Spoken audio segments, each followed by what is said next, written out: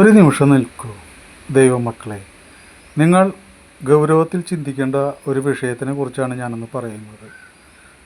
ചതിയനും നുണയനുമായ സാത്താൻ, അവൻ ദൈവത്തിൻ്റെ എല്ലാ പ്രവർത്തികളെയും മാറ്റി നിർത്തുക, അല്ലെങ്കിൽ മനുഷ്യരിലേക്ക് എത്തിക്കാതിരിക്കുക എന്നുള്ളതാണ് അവൻ്റെ ഏറ്റവും വലിയ ഒരു ദൗത്യം.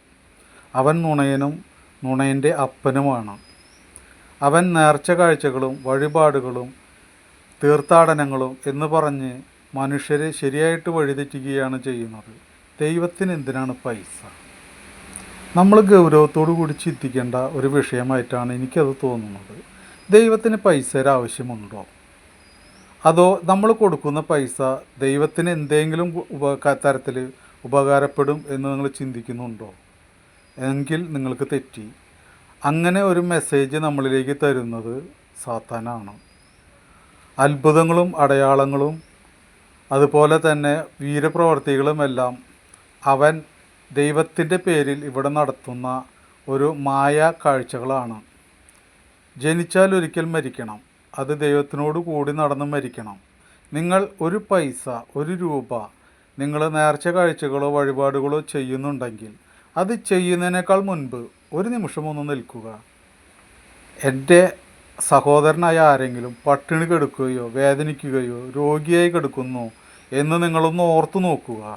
ഉണ്ടെങ്കിൽ ആ പൈസ ആ സഹോദരനെ എത്തിക്കാനായിട്ട് ശ്രമിക്കുന്നതല്ലേ ഇത്തിരി നല്ലത്? അതല്ലേ ദൈവം ആഗ്രഹിക്കുന്നത്? ദൈവത്തിന് പൈസ വേണം എന്ന് ചിന്തിക്കുന്ന നമ്മളെ വഴിതെറ്റിക്കുന്നത് സാത്താനാണ്. ഈ പൈസ ഉണ്ടാക്കുവാൻ വേണ്ടിയിട്ട് പല രൂപത്തിലും പല വേഷത്തിലും പല അഭ്യാസമുറകൾ കാണിച്ച് നമ്മുടെ മുന്നിൽ വന്ന് നമ്മളെ തെറ്റിച്ച് നമ്മളെ ദൈവത്തിൻ്റെ പേര് പറഞ്ഞ് ചൂഷണം ചെയ്യുന്ന ഈ ചൂഷക വർഗത്തിനെതിരെ നിങ്ങൾ ജാഗ്രതയുള്ളവരായിരിക്കണം. സഹോദരൻ പട്ടിണി കിടക്കുമ്പോൾ ദൈവത്തിന് പൈസ കൊടുത്ത് കാര്യങ്ങൾ നേടാൻ ശ്രമിക്കുന്ന നമ്മൾ എത്ര വലിയ തെറ്റാണ് ചെയ്യുന്നത് എന്ന് ഒരു വട്ടം ഒന്ന് ഓർത്ത് നോക്കൂ. വിശക്കുന്നവന് ഒരു നേരത്തെ ആഹാരം കൊടുത്ത് അവൻ്റെ രോഗത്തിന് അവനൊരു നേരത്തെ മരുന്ന് മേടിക്കാനായിട്ടുള്ള പൈസയാണ് നമുക്ക് കൊടുക്കാൻ സാധിക്കുമെങ്കിൽ അതാണ് ദൈവത്തിന് ചെയ്യാവുന്ന ഏറ്റവും വലിയ നേർച്ച കാഴ്ചകളും എല്ലാ ബലികളും അതോടുകൂടിയാണ് അടങ്ങിയിരിക്കുന്നത്. ദൈവത്തെ സ്നേഹിക്കുന്നവർ ദയവായി ഇത്തരം കാര്യങ്ങളിൽ പോയി പെടാതെ ഒരു രോഗിക്കോ മറ്റുള്ളവർക്കോ സഹായിക്കാൻ സന്മനസ് കാണിക്കണമെന്ന് പ്രത്യേകം ഞാൻ താല്പര്യപ്പെടുന്നു, നിങ്ങളോട് അഭ്യർത്ഥിക്കുകയാണ്.